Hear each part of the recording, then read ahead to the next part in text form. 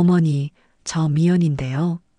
수화기 너머로 들려오는 며느리의 목소리는 평소보다 한 톤은 더 높고 살가웠어요.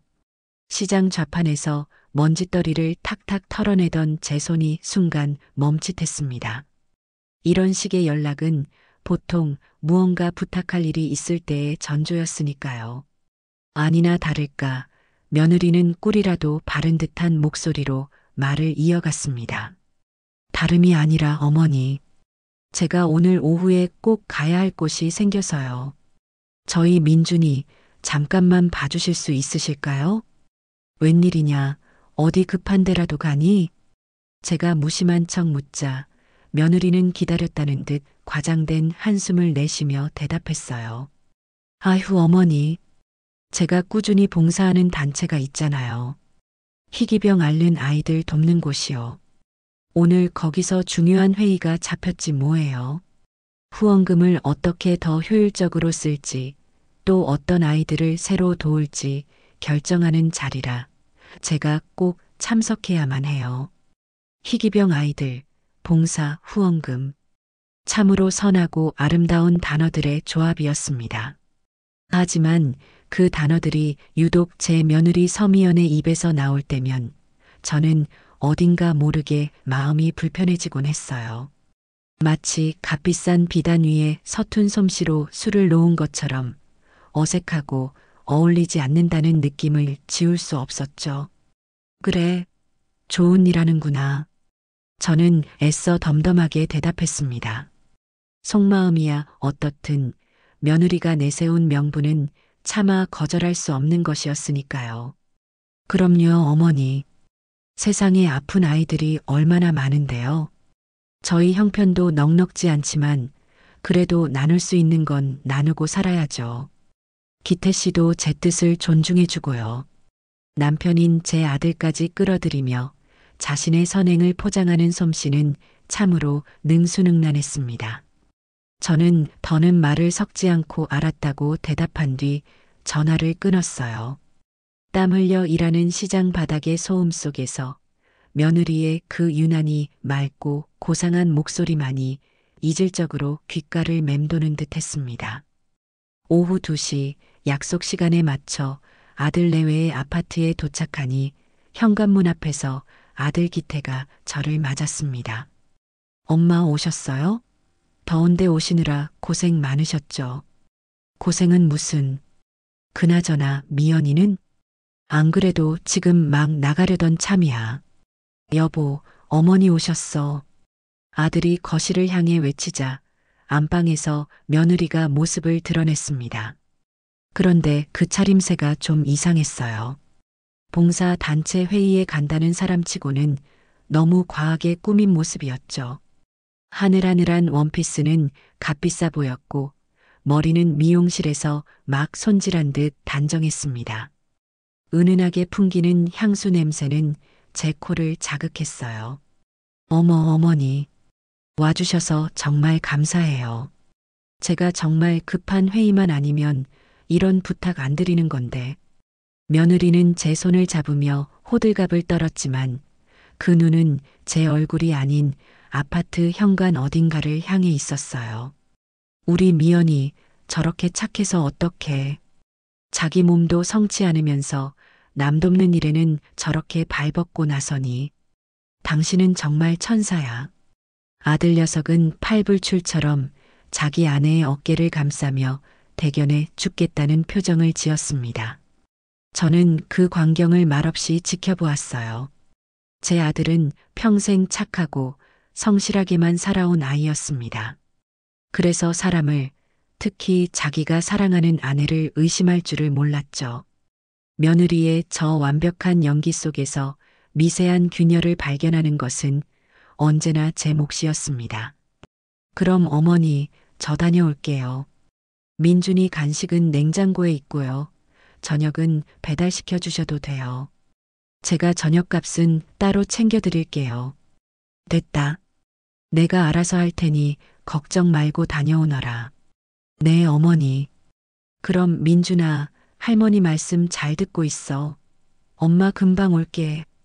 손주 녀석에게 입을 맞춘 며느리는 하이힐 소리를 또각거리며 현관을 나섰습니다. 아들은 그런 아내의 뒷모습이 완전히 사라질 때까지 눈을 떼지 못했고요. 저는 그 꼴을 보다가 나직이 한숨을 쉬며 거실로 들어섰습니다.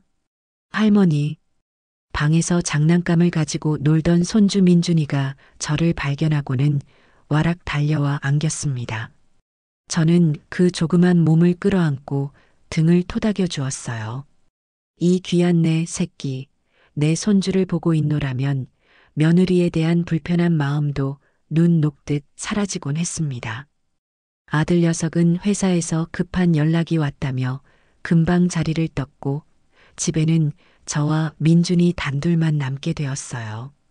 우리는 함께 그림도 그리고 텔레비전 만화 영화도 보며 시간을 보냈습니다.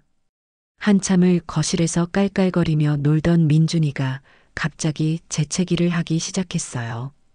에치, 할머니, 추워요.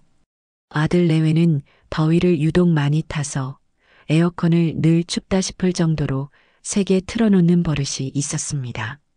제가 보기엔 냉기가 돌 정도인데도 두 사람은 땀을 뻘뻘 흘리곤 했죠. 오냐, 우리 강아지. 이불 덮어줄게. 감기 들면 안 되지. 저는 민준이를 소파에 앉히고 리모컨으로 에어컨 온도를 조금 높였습니다.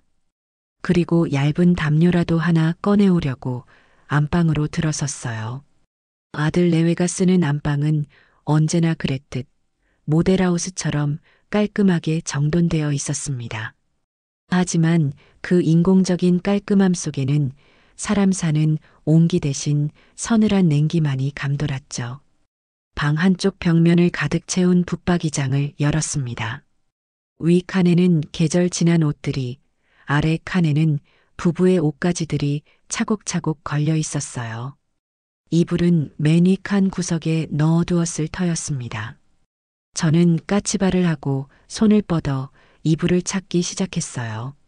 두툼한 겨울 이불을 몇 개 옆으로 밀어내자 손끝에 차갑고 딱딱한 감촉이 닿았습니다. 응? 이게 뭐지? 궁금한 마음에 옷가지들을 헤집어 보니 그 안에는 웬 짙은 회색의 소형 금고가 숨겨져 있었습니다. 성인 남자아이의 책가방만 한 크기에 단단한 강철로 만들어진 물건이었어요. 돈이 없어서 매달 생활비가 빠듯하다고 가게 운영이 힘들다고 입버릇처럼 말하던 애들이었습니다. 심지어 며느리는 아픈 아이들을 돕느라 자기 용돈까지 보탠다고 하지 않았던가요? 그런 집에 금고라니요. 그것도 이렇게 장롱 깊숙한 곳에 숨겨둘 정도로 비밀스러운 금고가 말입니다.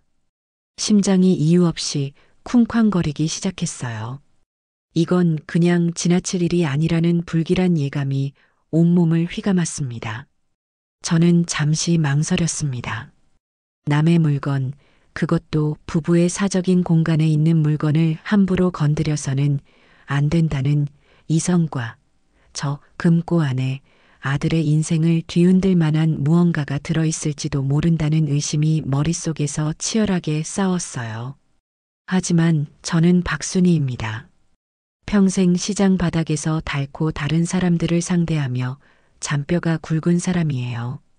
찜찜한 것을 보고도 못 본 척, 눈 감고 귀 막으며 넘어가는 성격이 아니었습니다.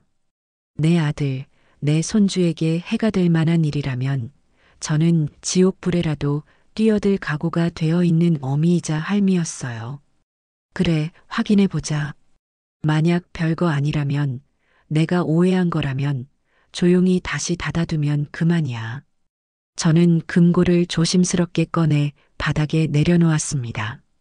전자식 버튼이 달린 최신형 금고였어요. 비밀번호를 눌러야 열리는 구조였죠. 저는 숨을 한번 고르고 며느리의 생일을 눌러보았습니다. 하지만 금고는 아무런 반응도 없었어요. 그럼 아들 녀석 생일인가? 그것도 아니었습니다. 결혼기념일? 민준이 생일? 생각나는 숫자를 모두 눌러봤지만 굳게 닫힌 금고는 미동도 하지 않았습니다. 포기하고 원래 자리에 되돌려 놓으려던 순간 문득 한 가지 생각이 스쳐 지나갔습니다. 자기 중심적이고 이기적인 며느리의 성격.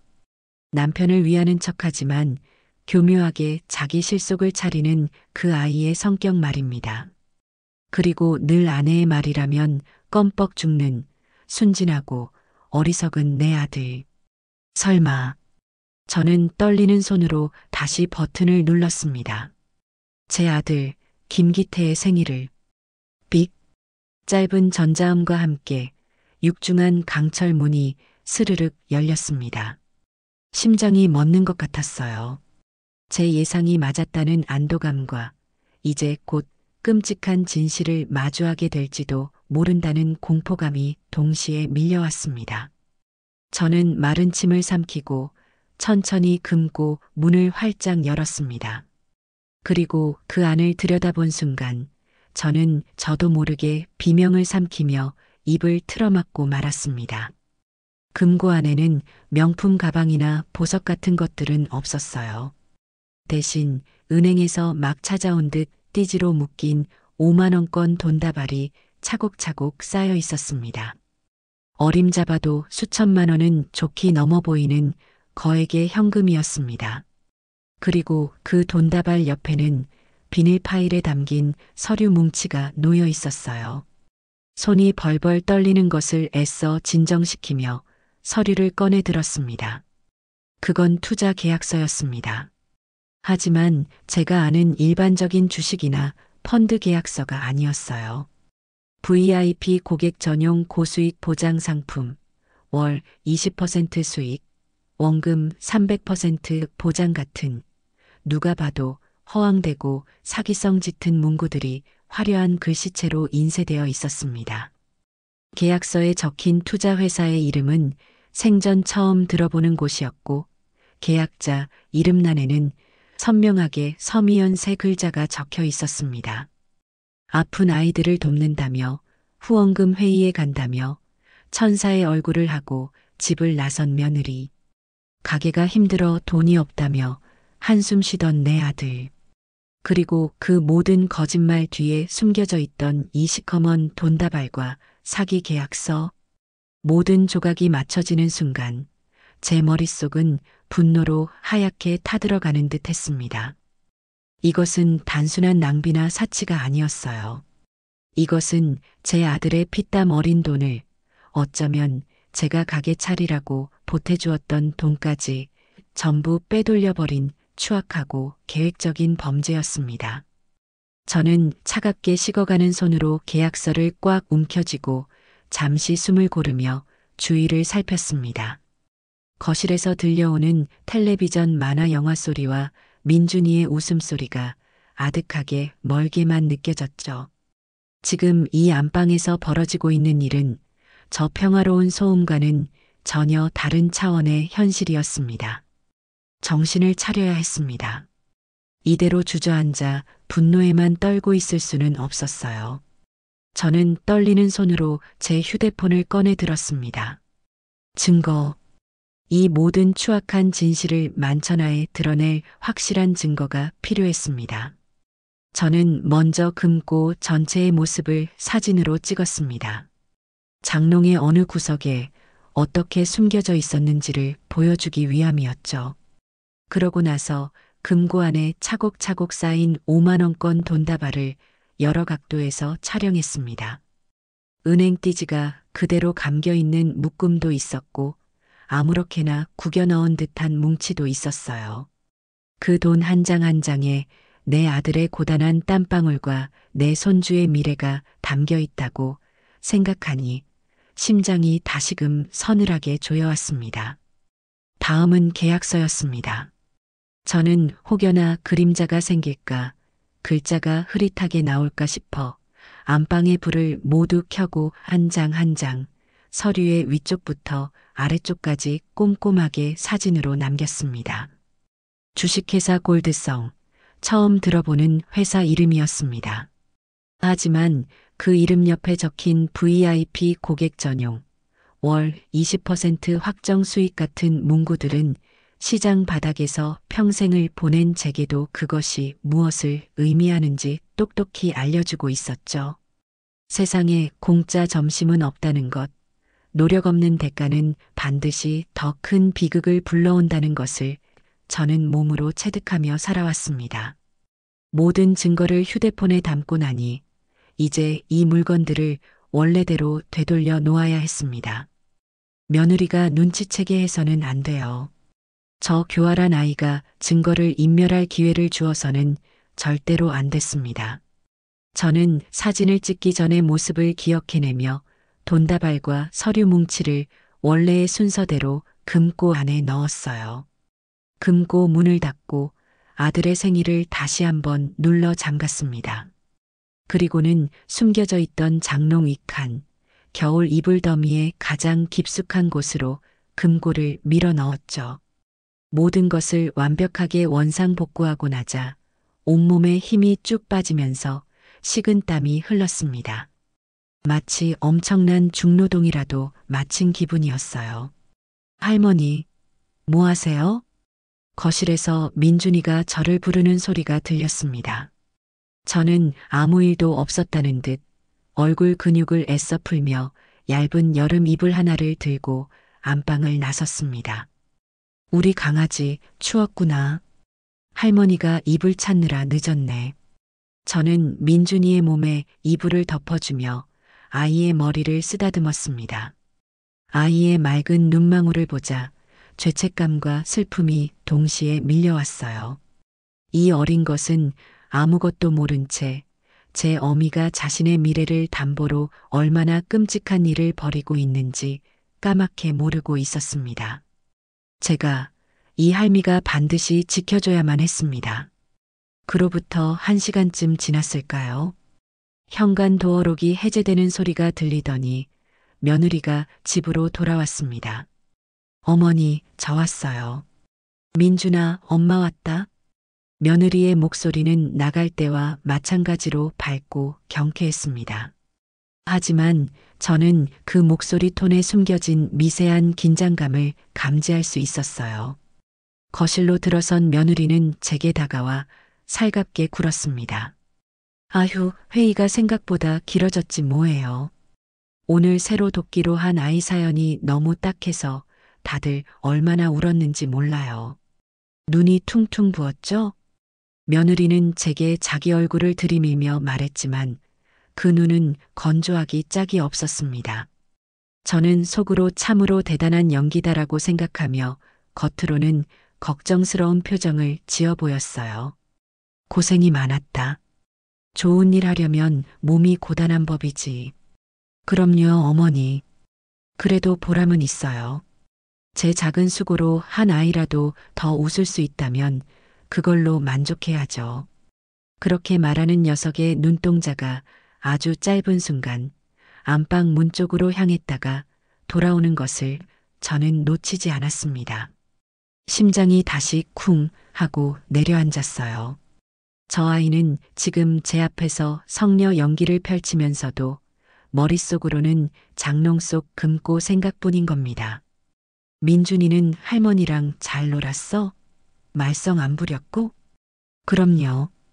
우리 민준이가 얼마나 착한데요. 거실에서 그림도 그리고 얌전히 잘 놀았어요. 다행이다. 혹시 안방에 들어가거나 하진 않았죠, 어머니? 제가 아끼는 화장품이 화장대 위에 있는데 민준이가 만지면 깨질까 봐서요. 드디어 본색을 드러내는구나 싶었습니다.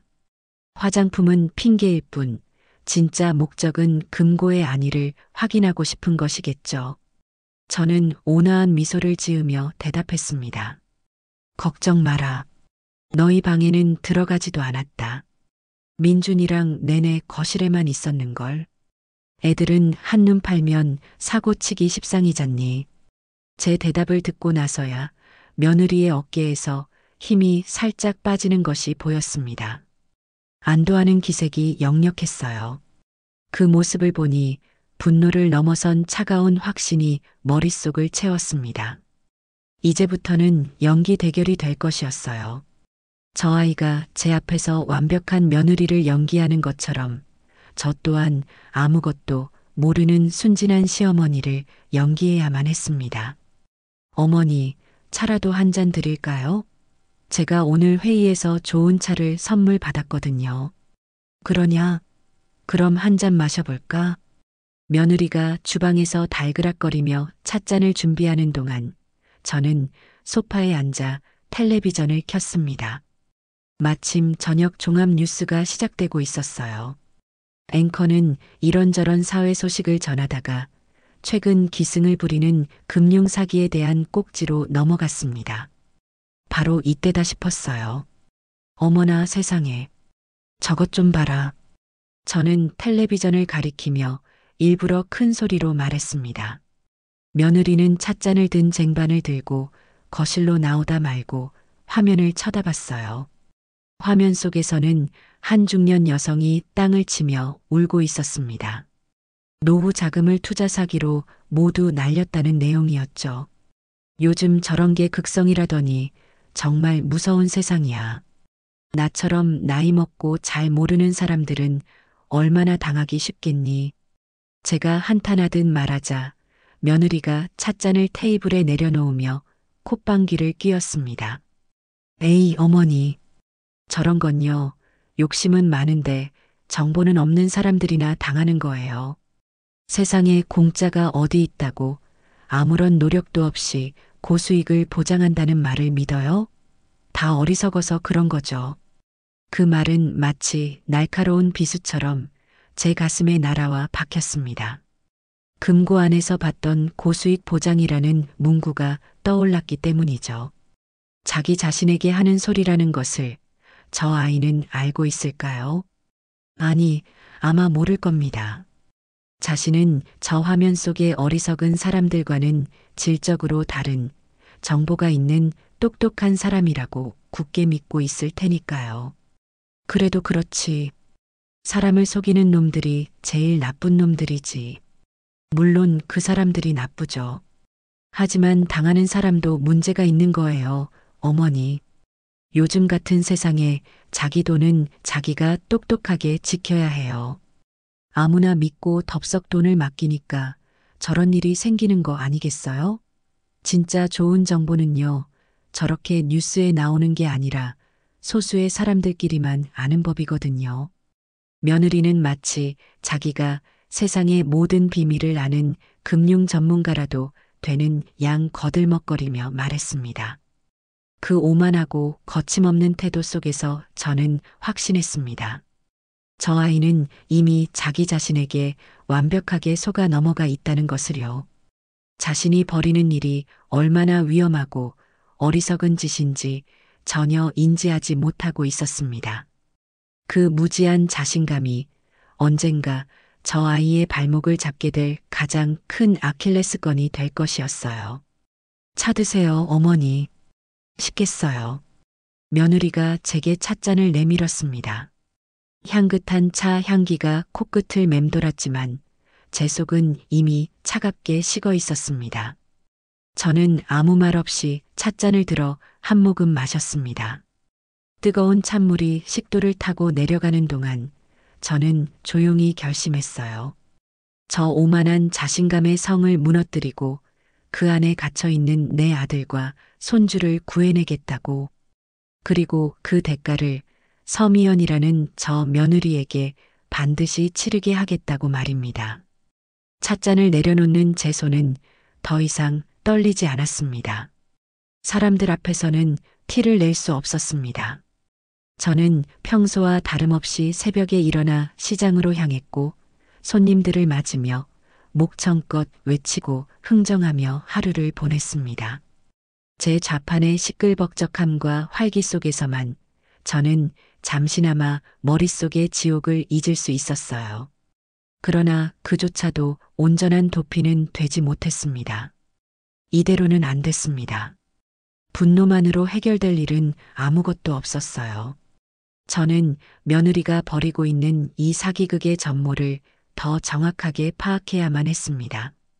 그러기 위해서는 가장 먼저 이 모든 일의 가장 큰 피해자이자 동시에 가장 무지한 방관자인 내 아들, 기태의 상태부터 확인해야 했어요. 저는 며칠을 벼르다가 아들에게 전화를 걸었습니다. 기태냐? 저녁은 먹었고? 엄마. 웬일이야? 웬일은? 그냥 아들 목소리 듣고 싶어서 했지. 너 요새 바쁘냐? 얼굴 보기가 영 힘드네. 아무래도 가게 일이 바쁘지. 그래도 저녁은 꼬박꼬박 챙겨 먹고 있어. 그래. 그럼 내일 저녁에 잠깐 시간 좀 내라. 너희 가게 근처로 갈 테니 뜨끈한 국밥이라도 한 그릇 사주마. 아들은 잠시 머뭇거리는 듯 했습니다. 분명 며느리의 눈치를 보는 것이겠죠.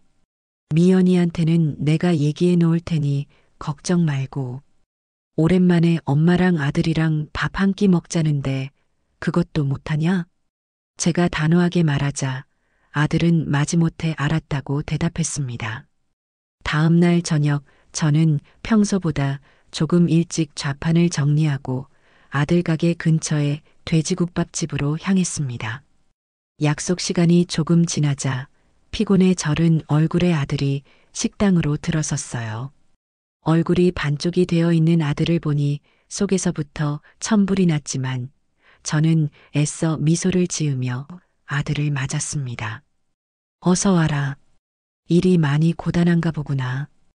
헬쑥해졌네. 요즘 신경 쓸 일이 좀 많아서. 엄마는 괜찮아? 시장 일 힘들 텐데. 나는 매일 하는 일이라 괜찮다.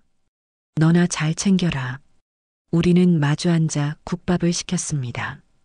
김이 모락모락 피어나는 국밥이 앞에 놓이자 저는 아들의 그릇에 깍두기를 듬뿍 올려주며 넌지시 물었어요. 가게는 어떠냐? 장사는 잘 되고? 제 질문에 아들은 깊은 한숨부터 내쉬었습니다. 모르겠어, 엄마. 분명 작년보다 일은 더 많이 하는 것 같은데 통장에 남는 돈이 없어. 자재값이며 인건비며 오르지 않는 게 없으니 매달 카드값 맞기도 빠듯해. 미연이는 뭐라고 하든 미연이도 속상해하지. 나보다 더 아끼고 아껴 쓰려고 노력하는 사람인데 자기가 돈 관리라도 더 잘해보겠다며 매일 밤 가계부 들여다보고 있어. 그런 거 보면 내가 미안해서 죽겠어. 남편 잘못 만나서 고생만 시키는 것 같아서. 그 말을 듣는 순간 저는 숟가락을 쥔 손에 힘이 들어가는 것을 느꼈습니다. 가계부를 들여다보는 게 아니라 사기 투자 사이트를 들여다보고 있겠지. 저는 끓어오르는 분노를 누르고 다시 물었어요. 그래도 미연이가 생활력이 강하니 다행이구나. 얼마 전에는 봉사활동도 한다던데 바쁜 와중에 대단하다. 아, 그거. 나도 처음에는 말렸어. 우리 먹고 살기도 힘든데 무슨 남을 돕냐고. 그런데 미연이가 그러더라. 돈으로 돕는 게 아니라 마음으로 돕는 거라고. 그리고 우리가 이렇게 힘들수록 더 어려운 사람들을 생각해야 한다고. 그 말 듣는데 내가 너무 부끄러웠어. 나는 내 앞가림만 생각했는데 그 사람은 더 넓은 세상을 보고 있더라고. 아들은 진심으로 자기 아내를 존경하고 있었습니다. 그 순진한 눈망울을 보니 차마 그 봉사활동이라는 거 전부 거짓말이다라는 말을 꺼낼 수가 없었어요. 지금 진실을 말해봤자 아들은 충격에 빠져 이성적인 판단을 하지 못할 것이 뻔했습니다. 어쩌면 제 말을 믿지 않고 오히려 며느리를 감싸며 저와 등을 돌리게 될지도 몰라요. 안 될 말이죠. 저는 이 싸움에서 아들을 제 편으로 만들어야만 했습니다. 그러기 위해서는 아들이 스스로 깨닫게 할 빼도 박도 못할 증거가 필요했어요. 그래, 내 아내가 속이 깊네. 그런 아내를 둬서 너는 참 복받은 놈이다. 저는 억지로 미소를 지으며 아들의 어깨를 두드려 주었습니다. 아들은 제 칭찬에 기분이 좋은지 멋쩍게 웃으며 국밥을 한술 크게 떴어요. 저는 그런 아들을 착잡한 심정으로 바라보며 앞으로의 계획을 머릿속으로 차근차근 정리하기 시작했습니다. 아들과 헤어진 후 저는 집으로 돌아와 곧장 컴퓨터 앞에 앉았습니다. 평생 시장에서 장사만 해온 제게 컴퓨터는 여전히 낯설고 어려운 물건이었지만 지금은 그런 걸 따질 때가 아니었죠. 저는 며느리가 말했던 희귀병 아동 후원 단체의 이름을 더듬더듬 검색창에 쳐넣었습니다. 엔터키를 누르자 몇 개의 검색 결과가 화면에 나타났어요. 하지만 이상했습니다. 보통의 후원 단체라면 당연히 있어야 할 공식 홈페이지나 언론 기사 같은 것은 하나도 보이지 않았어요. 대신 유명 포털 사이트의 카페 목록에 아주 작은 이름으로 그 단체가 있을 뿐이었죠. 저는 떨리는 마음으로 그 카페에 접속했습니다. 화면 가득 펼쳐진 광경은 참으로 조악하고 허술하기 짝이 없었습니다. 전체 회원수는 고작 20명 남짓이었고 가장 최근에 올라온 게시글은 석 달 전의 것이었어요. 후원 현황이라는 게시판에는 며느리가 찍어 올린 듯한 통장 입금 내역 사진 몇 장이 전부였는데 자세히 보니 그 계좌는 단체의 이름이 아닌 서미연이라는 며느리 개인의 이름으로 된 것이었습니다. 심지어 카페 곳곳에는 함께하는 우리, 따뜻한 세상 같은 감성적인 문구들이 조잡한 디자인으로 박혀 있었는데 그 문체를 보니 며느리가 직접 쓴 것이 분명했어요. 기가 막혔습니다. 이건 봉사단체를 가장한 개인의 돈벌이 창구에 불과했어요. 어쩌면 저 20명 남짓한 회원들도 모두 며느리가 만들어낸 유령 아이디일지도 모를 일이었죠. 저는 카페의 모든 화면을 캡처해서 저장했습니다. 이것 또한 중요한 증거가 될 것이었어요. 다음은 투자 회사였습니다. 저는 계약서 사진을 확대해 주식회사 골드성라는 이름을 다시 한번 확인하고 검색창에 입력했습니다. 그러자 이번에는 이전과 비교도 할 수 없을 만큼 엄청난 양의 정보가 쏟아져 나왔습니다. 하지만 그 내용들은 하나같이 끔찍하고 절망적인 것들이었어요. 경고 신종 폰지 사기 골드성 주의보, 주부 및 은퇴자 상대 피해 급증, 월 20% 수익 믿기, 알고 보니 돌려막기 골드성 대표 잠적설, 뉴스 기사의 제목들만 봐도 손이 떨려왔습니다. 저는 마우스를 내려 관련 블로그나 피해자들이 모여있는 카페에도 들어가 보았어요. 그곳에는 저마다의 절절한 사연들이 가득했습니다. 자식 결혼 자금을 날린 사람, 노후 생활비를 모두 잃은 사람, 빚까지 내서 투자했다가 길거리에 나앉게 생긴 사람. 그들의 이야기는 너무나도 구체적이어서 읽는 내내 제 일처럼 가슴이 아파왔습니다. 그들이 묘사하는 사기 수법은 며느리의 계약서 내용과 정확히 일치했어요. 소수 VIP만 아는 정보, 안전한 원금 보장, 단기간 고수익. 모든 것이 똑같았습니다. 며느리는 피해자가 아니었어요. 이 사기극의 공범이거나 혹은 가장 어리석은 최상위 투자자일 뿐이었습니다. 아들의 피땀 어린 돈을, 어쩌면 제가 보태준 소중한 돈을 이런 허망한 거품에 쏟아붓고 있었던 겁니다.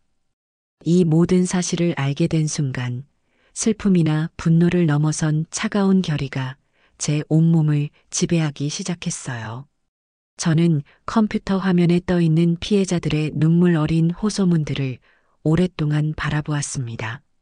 저 얼굴들 위로 아무것도 모른 채 아내를 천사라고 믿고 있는 내 아들 기태의 얼굴이 겹쳐 보였어요. 이제 더 이상 망설일 시간이 없었습니다. 이 추악한 연극의 막을 내리고 모든 것을 제자리로 되돌려 놓아야만 했어요. 저는 조용히 노트북을 닫았습니다.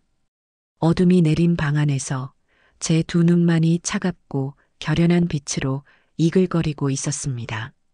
이제 덫을 놓을 시간이었습니다. 작전은 치밀해야 했습니다. 며느리처럼 영악하고 의심 많은 아이를 상대로 어설프게 움직였다가는 오히려 꼬리를 잡고 숨어버릴 게 뻔했어요. 저는 며칠에 걸쳐 계획을 세우고 머릿속으로 수십 번이나 시뮬레이션을 반복했습니다. 그리고 마침내 결전의 날이 왔어요. 저는 주말을 앞둔 금요일 저녁 아들 내외에게 전화를 걸었습니다. 미연아, 나다. 주말에 별다른 약속 없으면 우리 집으로 저녁이나 먹으러 오너라. 기태가 좋아하는 갈비찜 좀 푸짐하게 해놓으려고. 제 목소리는 더없이 인자하고 부드러웠습니다. 며느리는 잠시 머뭇거리더니 이내 상냥한 목소리로 대답했어요. 어머, 어머니. 저희야 너무 좋죠. 안 그래도 주말에 어머니 한번 찾아뵈려고 했어요. 거짓말. 제가 부르지 않았다면 주말 내내 코빼기도 비치지 않았을 아이였습니다. 저는 속으로 코웃음을 치며 말을 이었습니다. 그래.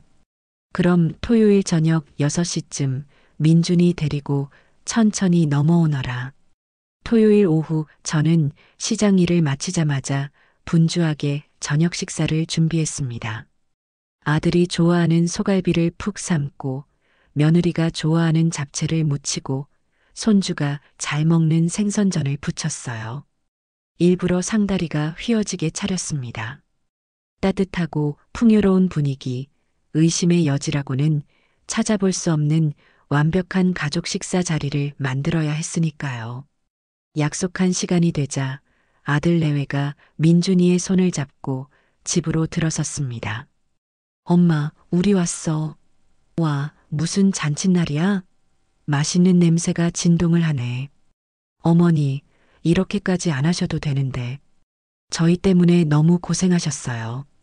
아들과 며느리는 현관에 들어서자마자 감탄과 미안함이 섞인 말을 쏟아냈습니다.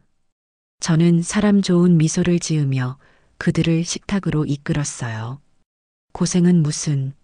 내 새끼, 내 손주 먹일 건데. 얼른들 앉아라. 음식 식겠다. 화기애애한 분위기 속에서 저녁 식사가 시작되었습니다. 아들은 제가 해준 갈비찜을 정신없이 뜯었고 민준이는 생선전을 입에 물고 행복해했어요. 며느리 역시 어머니, 잡채 정말 맛있어요.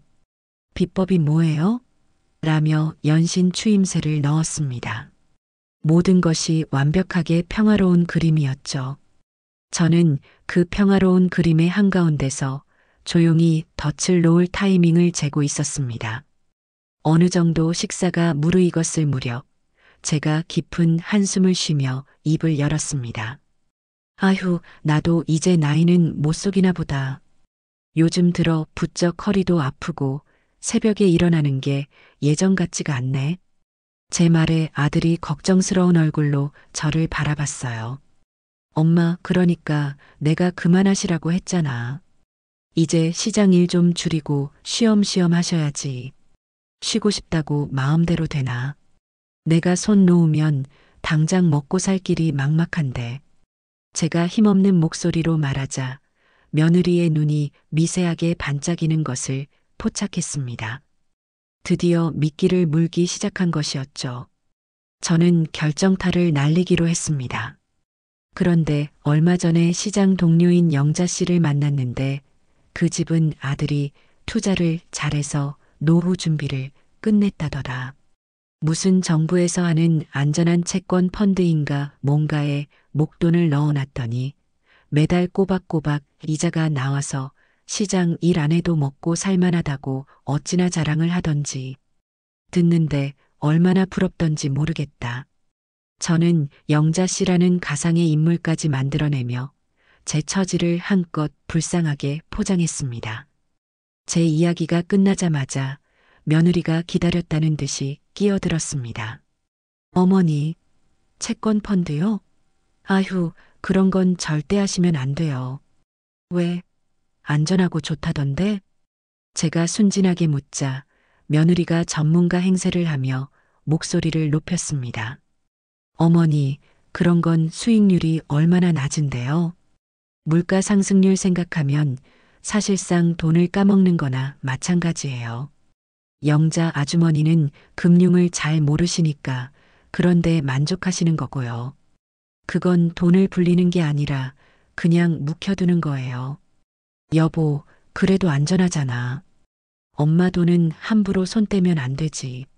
아들이 불안한 듯 제 편을 들자 며느리가 아들을 핀잔 주듯 쳐다봤습니다.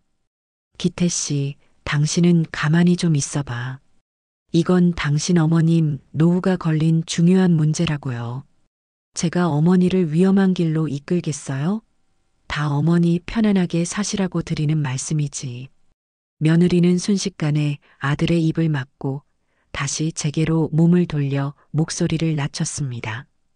마치 엄청난 비밀을 알려주기라도 하는 것처럼요. 어머니, 사실은요. 제가 아는 엄청난 정보가 하나 있어요. 이건 아무한테나 알려주는 게 아닌데 어머니는 가족이니까 제가 특별히 말씀드리는 거예요. 제가 투자하는 곳이 있는데 거긴 은행 이자랑은 비교도 안 돼요. 정말 안전하고 수익률도 확실하고요. 심장이 뛰었습니다. 계획대로 착착 진행되고 있었어요. 저는 더욱 순진하고 절박한 표정을 지으며 며느리에게 매달렸습니다. 정말이냐? 그런 게 정말 있어? 나는 그런 거 잘 모르는데 괜히 사기당하는 거 아니냐? 걱정 마세요, 어머니. 제가 다 알아보고 하는 건데요. 저만 믿으시면 돼요. 제가 어머니 노후 아주 편안하게 만들어 드릴 수 있어요. 며느리는 마치 구세주라도 된 양 자신만만한 미소를 지으며 제 어깨를 두드렸습니다. 그날 저녁 아들 내외가 돌아간 후 저는 곧바로 다음 단계에 착수했습니다. 식탁 위에서의 대화만으로는 법적인 증거가 되기엔 부족했어요. 며느리가 발뺌할 수 없도록 자기 입으로 모든 것을 실토하게 만들어야 했습니다. 다음 날 아침 저는 며느리에게 전화를 걸었습니다. 일부러 목소리를 더 떨고 더 간절하게 만들었어요. 미연아, 나다. 어제 내가 한 얘기 말이다. 밤새도록 그 생각만 하다가 한숨도 못 잤다. 어머, 어머니. 그러셨어요? 그래. 나도 이제 시장 일은 너무 힘들고 너만 믿고 한번 해볼까 싶은데 그래도 영 불안해서 말이다. 조금 더 자세하게 설명해 줄 수 있겠니? 내가 정말 믿어도 되는 건지. 제 말에 며느리는 쾌재를 불렀을 겁니다. 제가 완전히 넘어왔다고 생각했겠죠. 그럼요, 어머니. 걱정 마세요. 제가 지금 바로 설명해 드릴게요. 저는 며느리가 말을 시작하기 전에 재빨리 휴대폰의 녹음 버튼을 눌렀습니다. 그리고 수화기를 스피커폰으로 전환했어요. 이제부터 며느리가 하는 모든 말은 그녀의 죄를 증명할 가장 강력한 증거가 될 것이었습니다. 저는 미리 준비해둔 질문들을 하나씩 던지기 시작했습니다. 그래서 그 회사 이름이 뭐라고 했지? 골드성요, 어머니. 황금 나무라는 뜻이에요. 이름만 들어도 돈이 열릴 것 같지 않으세요? 그래. 그럼 거기다 돈을 맡기면 원금은 정말 안전한 거니? 내가 평생 모은 돈인데 그거 날리면 나는 정말 길거리에 나앉아야 한다. 제 절박한 연기에 며느리는 확신에 찬 목소리로 대답했습니다. 어머니, 걱정 붙들어 매세요. 원금은 회사에서 100% 보장해줘요. 계약서에도 다 명시되어 있고요. 이건 은행 예금처럼 안전하면서 수익률은 수십 배인 상품이라니까요. 수익률이 그렇게 좋다고? 한 달에 얼마나 버는데? 제가 투자한 상품은요, 한 달에 20%씩 이자가 붙어요. 제가 이미 제 돈으로 투자해서 몇 달 만에 2배 가까이 불렸잖아요. 어머니도 저처럼 하실 수 있어요. 저만 믿으세요. 거짓말. 새빨간 거짓말이었습니다. 하지만 저는 속아 넘어간 척 감탄사를 연발했습니다. 며느리는 더욱 신이 나서 떠들어댔어요. 자기가 얼마나 똑똑하게 돈을 굴리고 있는지, 남들은 모르는 고급 정보를 어떻게 얻게 되었는지, 그 모든 허황된 자랑과 사기성 짙은 약속들이 제 휴대폰 안에 차곡차곡 녹음되고 있었습니다. 미연아, 정말 고맙다. 내 덕분에 나도 이제 편하게 살 수 있겠구나. 모료 어머니. 다 가족이니까 그렇죠. 그래서 얼마나 투자하실 생각이세요? 이 상품이 인기가 많아서 자리가 금방 마감되거든요. 결정하셨을 때 빨리 잡아야 해요. 이제 그만하면 됐습니다. 필요한 증거는 모두 모았어요. 저는 감격에 겨운 목소리로 통화를 마무리했습니다. 알았다.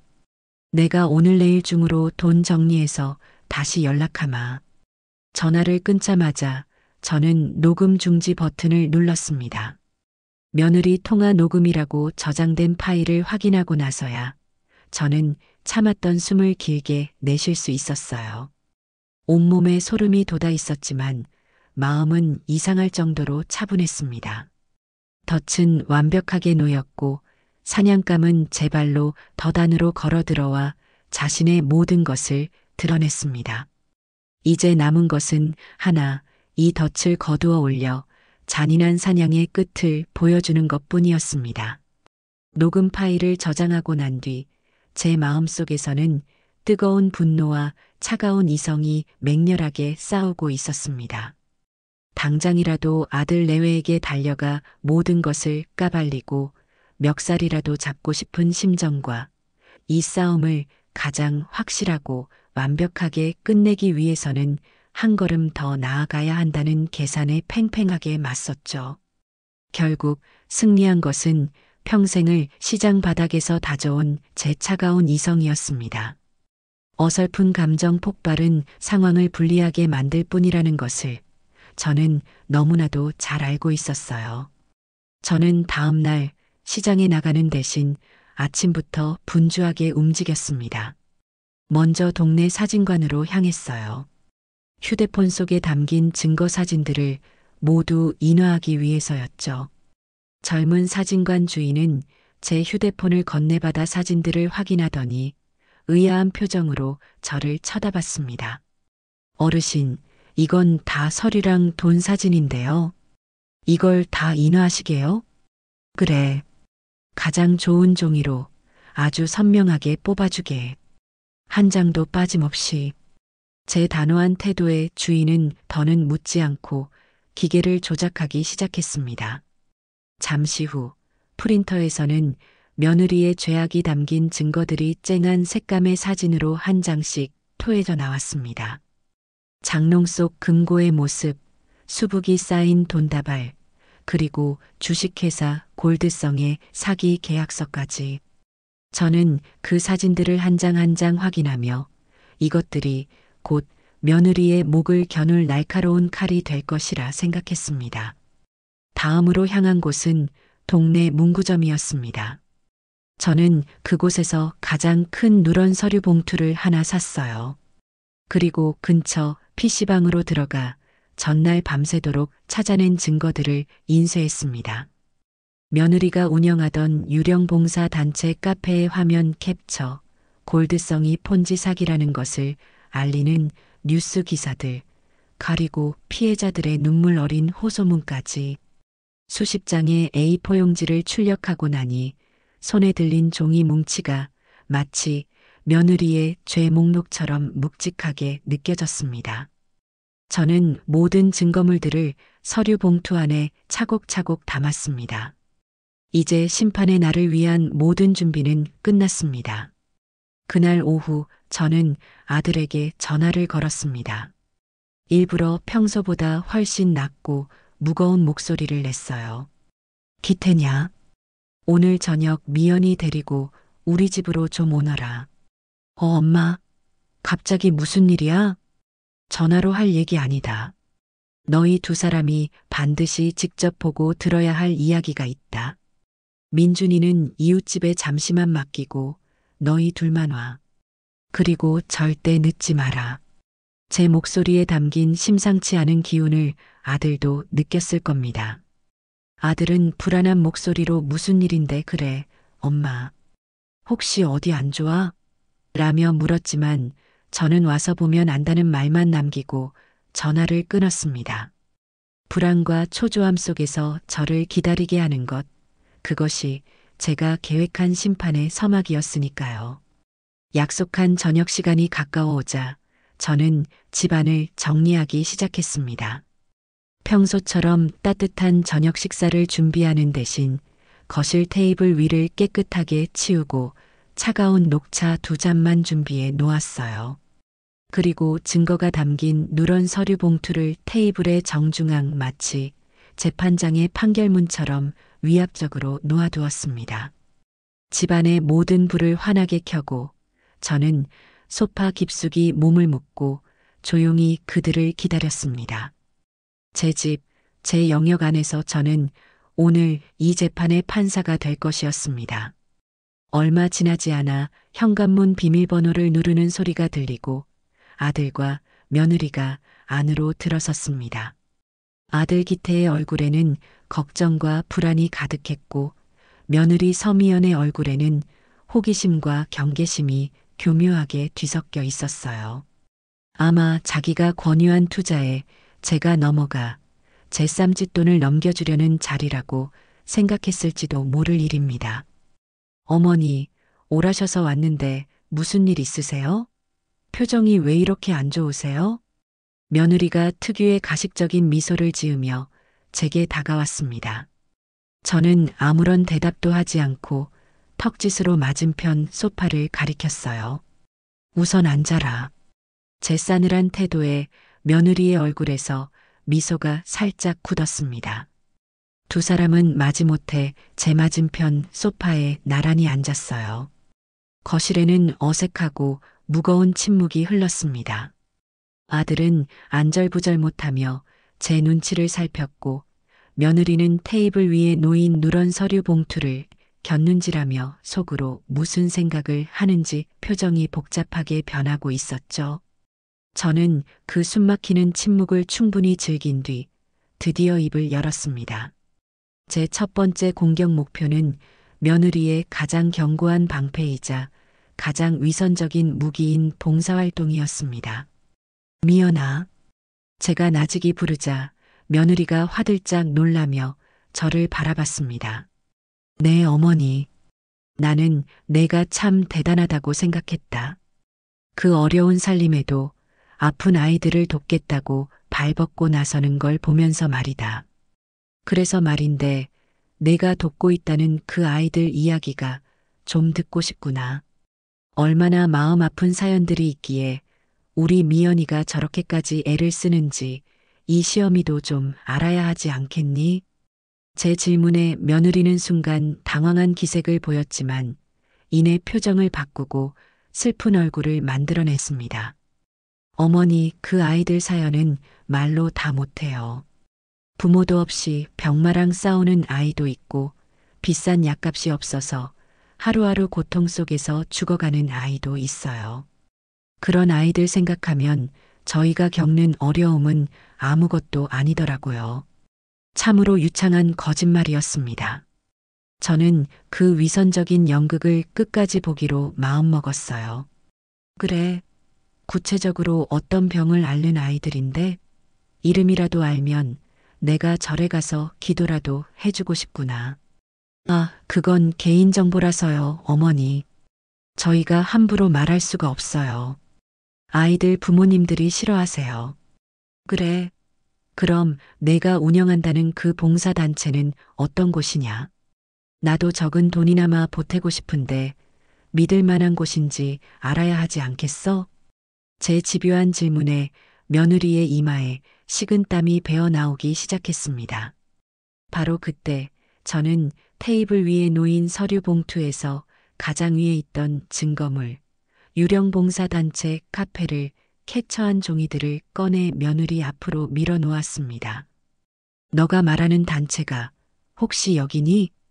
며느리의 눈이 제 손과 종이를 번갈아 보며 지진이라도 난 듯 흔들렸습니다. 캡처된 화면 속에는 조악한 디자인의 카페와 서미연 이름으로 된 후원 계좌번호가 선명하게 박혀 있었어요. 회원 수가 20명 남짓에 후원 계좌는 네 개인 통장으로 되어 있더구나. 이게 내가 말하던 그 대단한 봉사단체의 실체인 거냐? 어머니, 그건 오해세요. 이건 제가 뜻맞는 몇몇 사람들과 작게 시작한 거라 아직 시스템이 미흡해서 그런 거지. 절대로 이상한 곳이 아니에요. 며느리가 필사적으로 변명하는 순간 저는 봉투 안에서 두 번째 증거물들을 꺼내 그 위로 흩뿌렸습니다. 장롱 속 금고에서 찍은 수십 장의 사진들이었어요. 테이블 위로 선명한 색감의 돈다발과 골드성 계약서 사진들이 폭포처럼 쏟아져 내렸습니다. 오해라고? 제 목소리는 얼음장처럼 차가웠습니다. 그럼 이것도 오해인 거니? 아픈 아이들 후원금이 아니라 너의 황금 나무를 키우기 위한 쌈짓돈이었나 보구나. 이제 설명 좀 해보렴, 미연아. 이 돈은 다 어디서 난 것이며 이 계약서는 대체 무엇인지 말이다. 사진을 본 며느리의 얼굴은 하얗다 못해 파랗게 질려 있었습니다. 입술을 파르르 떨며 아무 말도 하지 못했어요. 옆에 앉아있던 아들 기태는 더욱 큰 충격에 빠진 모습이었습니다. 아들은 테이블 위에 널린 사진들과 잿빛이 된 아내의 얼굴, 그리고 얼음처럼 차가운 제 얼굴을 번갈아 보며 마치 세상이 무너지는 듯한 표정을 짓고 있었습니다. 거실을 가득 채운 무거운 침묵 속에서 며느리의 추악한 가면이 산산조각 나는 소리가 들리는 듯 했습니다. 말을 해보라니까. 왜 말이 없어? 제 차가운 추궁에 며느리는 한동안 입술만 달싹일 뿐 아무런 대답도 하지 못했습니다. 그러다 갑자기 며느리는 약속이라도 한 듯 눈물을 폭포수처럼 쏟아내기 시작했어요. 실로 대단한 연기력의 소유자였습니다. 저렇게 완벽한 증거 앞에서도 무릎 꿇고 용서를 비는 대신 눈물로 상황을 모면하려 들다니요. 흐흑, 어머니, 어떻게 저한테 이러실 수가 있어요. 저를 그렇게 못 믿으셨어요? 다 오해라고요. 며느리는 테이블 위에 엎드려 어깨를 들썩이며 서럽게 울기 시작했습니다. 그 모습에 마음 약한 제 아들, 기태의 눈빛이 흔들리기 시작했어요. 여보, 이게 다 무슨 일이야? 똑바로 말해봐. 엄마, 미연이가 저렇게 우는 걸 보니 뭔가 오해가 있는 것 같아. 당신, 어서 말해봐. 이게 다 뭐냐고. 아들은 며느리의 팔을 잡고 흔들며 다그쳤습니다. 그러자 며느리는 고개를 들어 눈물로 범벅이 된 얼굴로 아들을 바라보며 기가 막힌 변명을 늘어놓기 시작했어요. 기태 씨, 미안해요. 당신한테 미리 말 못해서 정말 미안해요. 사실 이 돈, 우리 가족을 위해서 제가 따로 모은 돈이에요. 당신 가게 힘든 거 아는데 제가 아내로서 아무것도 못 해주는 게 너무 속상해서 남들처럼 명품을 산 것도 아니고 여행을 다닌 것도 아니잖아요. 어떻게든 이 돈을 불려서 당신 어깨의 짐을 덜어주고 싶었어요. 이건 우리 가족의 비상금이라고요. 참으로 그럴듯한 이야기였습니다. 자신을 희생적인 아내로 저를 아들의 미래를 위해 고군분투하는 며느리를 오해하고 다그치는 악독한 시어머니로 만드는 완벽한 각본이었죠. 아들은 그 말에 완전히 동요하는 듯 했습니다. 아들의 눈빛이 저를 향해 원망스럽게 변하는 것을 느낄 수 있었어요. 엄마, 들었지? 미연이는 우리를 위해서 그런 거였어. 엄마가 오해한 거야. 당신 왜 그런 걸 나한테 말 안 했어? 나한테 미리 말했으면 엄마가 이렇게까지 오해하지 않았을 거 아니야. 아들은 어느새 며느리의 편에 서서 저를 나무라고 있었습니다. 저는 그 모습을 보며 실소를 금할 수 없었어요. 피가 거꾸로 솟는 분노와 함께 저렇게 어리석고 물러터진 아들을 키운 제 자신에 대한 자괴감마저 밀려왔습니다. 하지만 저는 흔들리지 않았어요. 이 모든 상황을 이미 예상하고 있었으니까요. 비상금이라고?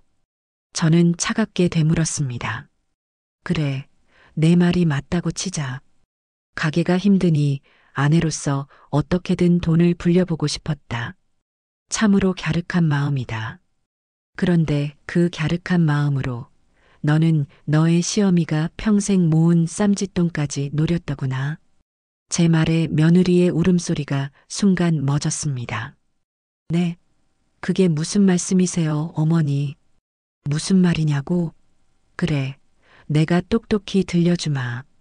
내가 우리 가족을 위해, 나를 위해 얼마나 대단한 노력을 했는지 말이다.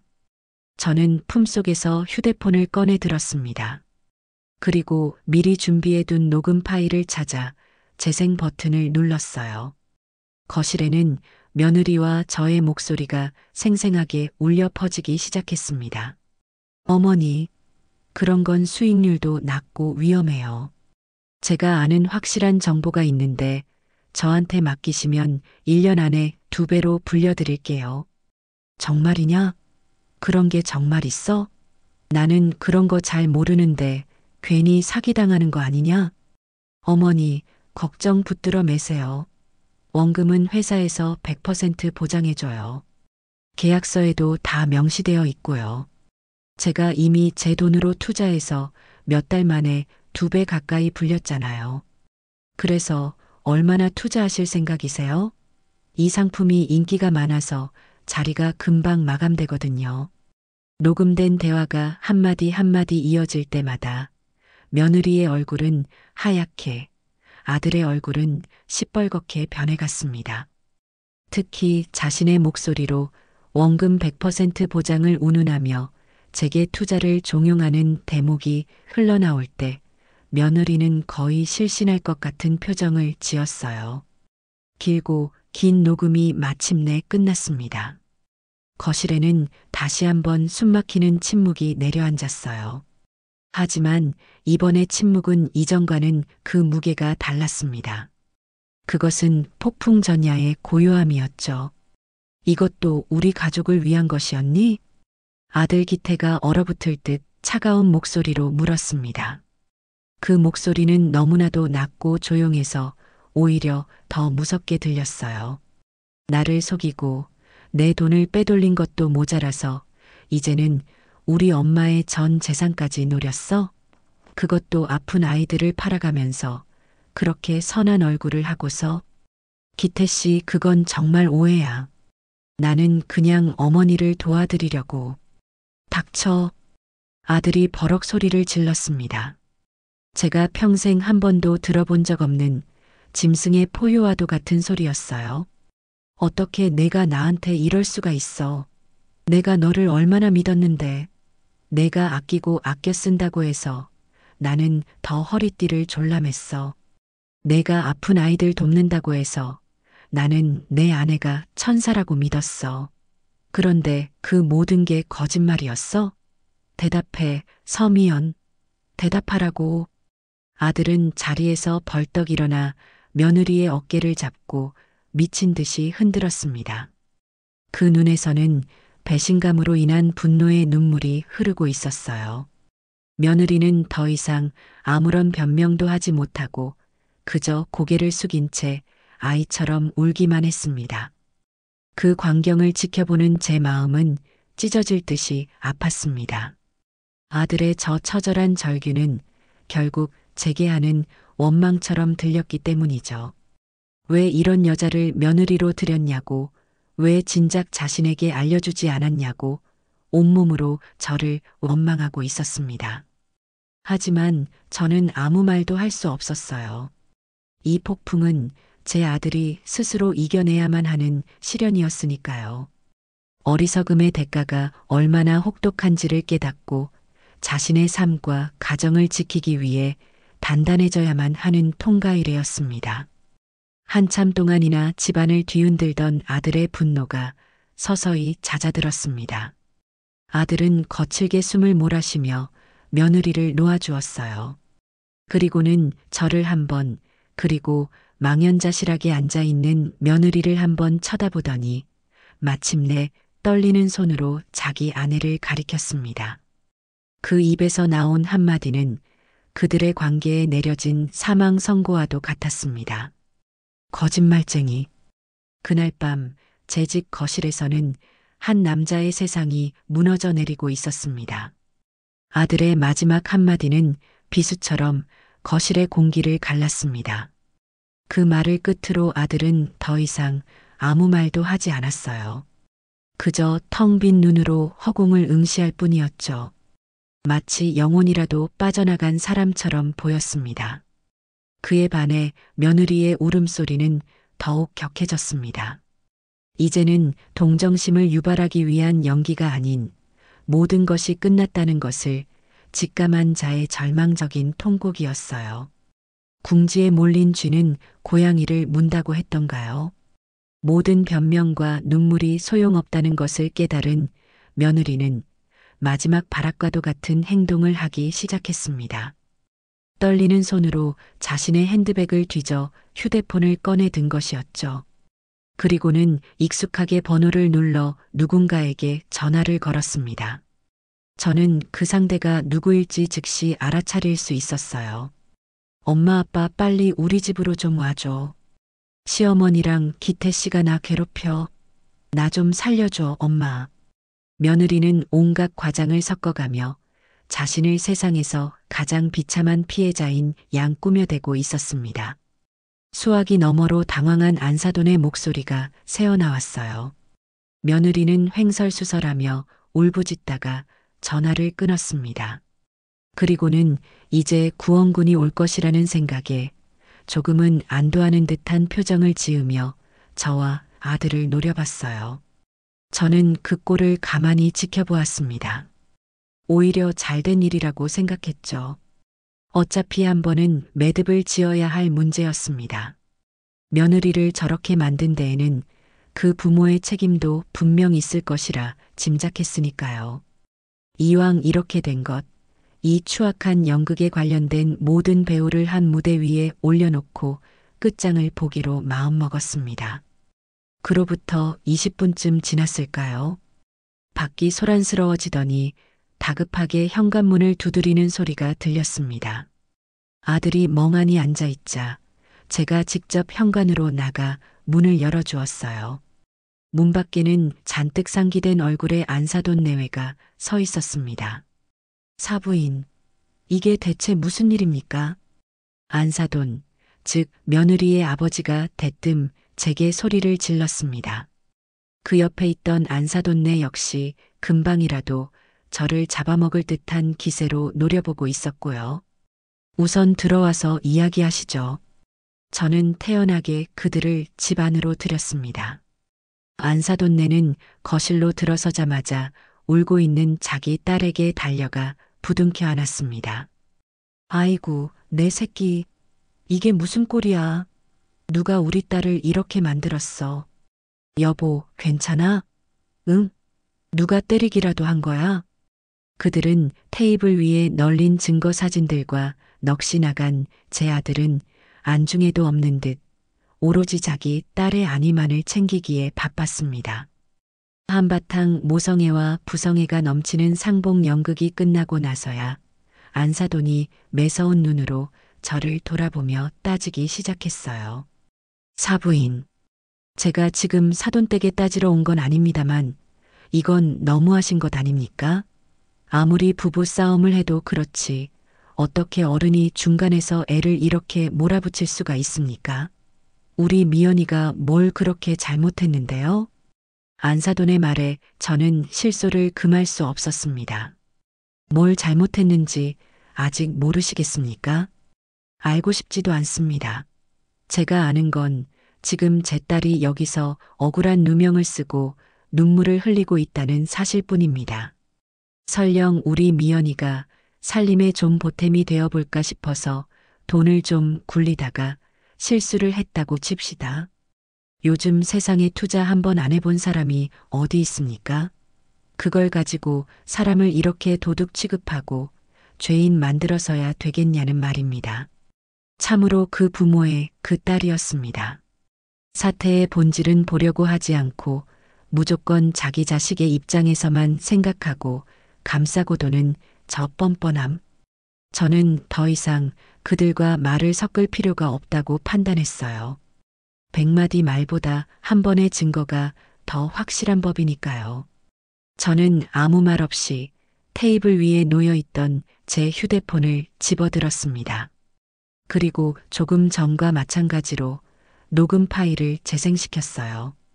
거실에는 다시 한번 며느리의 목소리가 울려 퍼지기 시작했습니다. 어머니, 그런 건 수익률도 낮고 위험해요. 원금은 회사에서 100% 보장해줘요.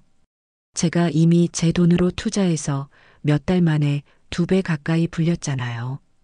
이 상품이 인기가 많아서 자리가 금방 마감되거든요. 자신들의 귀로 직접 딸의 목소리를 듣게 된 안사돈 내외의 표정은 그야말로 장관이었습니다. 처음에는 이게 무슨 소리인가 하는 어리둥절한 표정이었고, 이내 대화의 내용을 파악하고 나서는 당황과 충격으로 굳어졌습니다.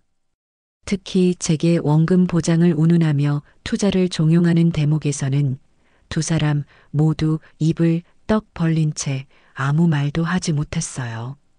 녹음이 끝나자 아까와는 비교도 할 수 없는 적막이 거실을 감쌌습니다. 안사돈 내외는 충격적인 진실 앞에서 자신들이 무슨 말을 해야 할지 잊어버린 듯 보였어요. 그들은 자기 딸을 한 번, 그리고 저를 한 번 번갈아 쳐다볼 뿐이었습니다. 저는 그들을 향해 나지막하지만 힘 있는 목소리로 말했습니다. 실수라고 하셨습니까? 남편 몰래 가게 돈을 빼돌려 사기성 짙은 투자에 쏟아붓고 심지어는 시어머니의 노후 자금까지 같은 수렁으로 끌어들이려 한 것이 사돈 어른들께서 보시기엔 그저 작은 실수입니까? 제 질문에 안사돈 내외는 아무런 대답도 하지 못했습니다. 아니, 할 수가 없었겠죠. 저는 자리에서 일어나 테이블 위에 널린 증거들을 가리키며 말을 이었습니다. 저 사진들과 서류들을 보십시오. 그리고 아픈 아이들을 돕는다는 위선적인 가면을 쓰고 뒤로는 자기 입속을 차린 것은 어떻게 생각하십니까? 이것도 살림의 보탬이 되기 위한 갸륵한 노력으로 보이시나요? 제 목소리는 점점 더 차가워지고 날카로워졌습니다. 저는 오늘 이 모든 증거를 가지고 경찰서로 갈 생각이었습니다. 사기, 횡령, 어느 쪽으로 고소를 해야 할지 고민하고 있었죠. 그런데 마침 두 분께서 오셨으니 잘 됐습니다. 이제 가족끼리 한번 이야기해 보시죠. 두 분께서는 이 상황을 어떻게 해결하고 싶으십니까? 아니면 제 뜻대로 경찰을 부르는 것이 낫겠습니까? 경찰이라는 단어가 나오자 안사돈 내외의 얼굴이 새하얗게 질렸습니다. 그들은 그제야 이 사태가 단순히 며느리와 시어머니 사이의 갈등이 아닌 법적인 문제로까지 번질 수 있는 심각한 일이라는 것을 깨달은 듯 했어요. 안사돈은 떨리는 목소리로 자기 딸에게 물었습니다. 미연아, 이게 다 사실이냐? 너가 정말 이런 짓을 한 거야? 며느리는 그저 고개를 숙인 채 어깨를 떨 뿐이었습니다. 그것은 모든 것을 인정하는 무언의 자백이었죠. 안사돈 내외는 그 자리에 망연자실하게 서서 한동안 아무 말도 하지 못했습니다. 자신들이 금지옥엽처럼 키운 딸이 얼마나 무섭고 추악한 일을 저질렀는지를 깨닫는 데에는 그리 오랜 시간이 걸리지 않았을 겁니다.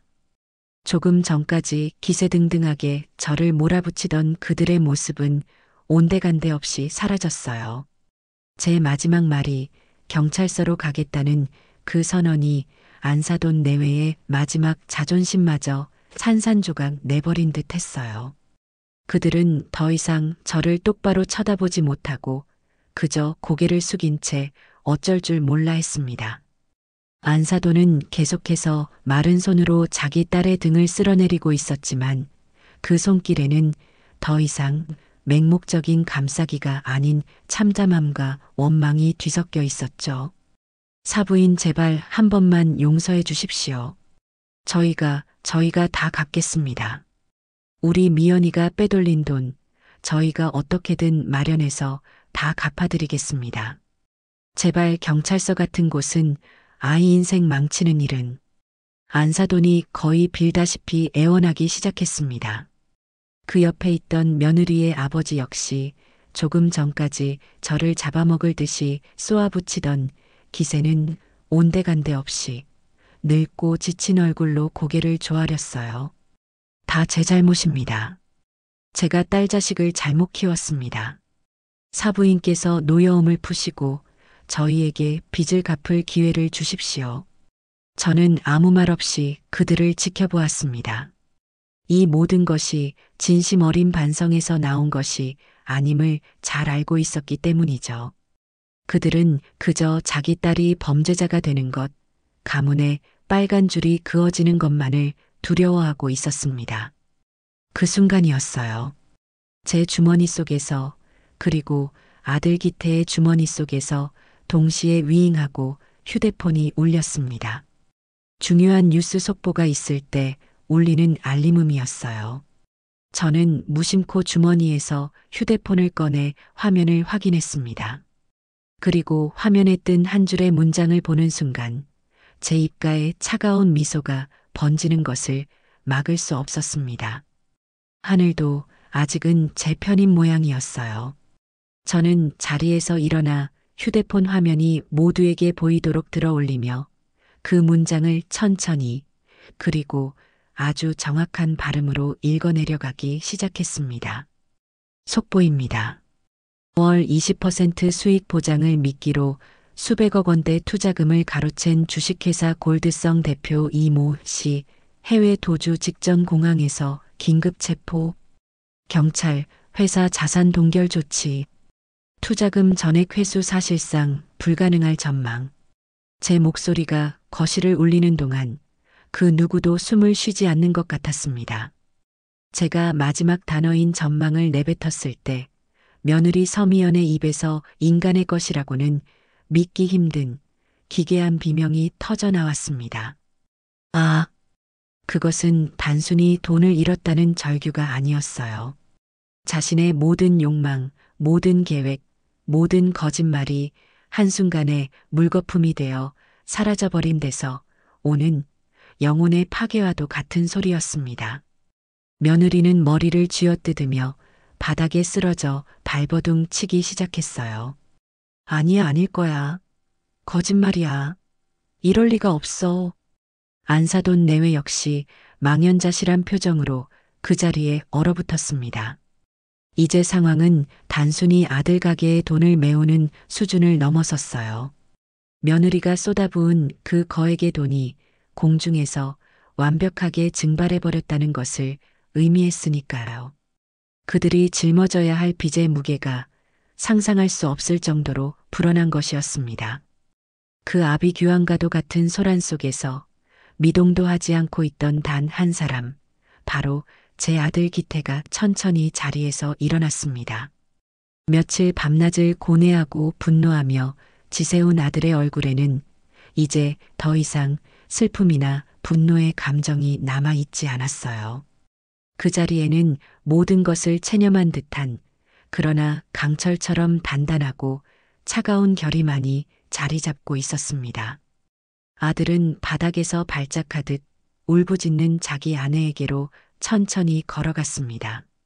그리고는 그 앞에 우뚝 서서 싸늘하게 식은 눈으로 그녀를 내려다보았어요. 서미연. 아들의 목소리는 낮고 조용했지만 그 어떤 고함보다도 더 큰 위압감을 가지고 있었습니다. 며느리의 울음소리가 거짓말처럼 멎었어요. 그리고 아버님, 어머님, 제 말을 잘 들으십시오. 아들은 고개를 돌려 안사돈 내외까지 시야에 담았습니다. 이제 당신들 앞에는 두 개의 길이 있습니다. 첫 번째 길. 나는 당장 서미연 씨와 이혼합니다. 그리고 당신들을 상대로 내가 아는 모든 법적 절차를 밟을 겁니다. 횡령, 사기, 그리고 위자료 청구 소송까지.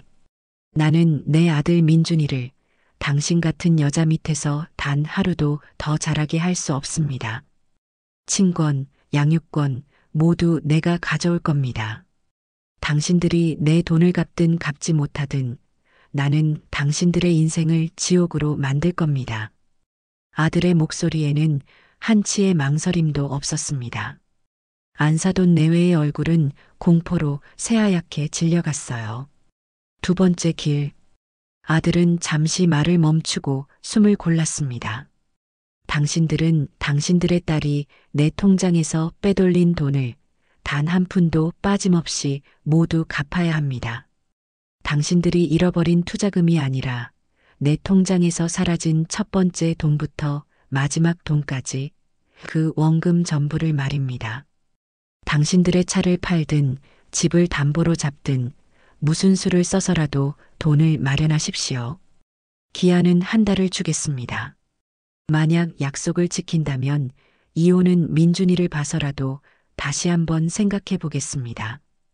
그것은 협상이 아니었어요.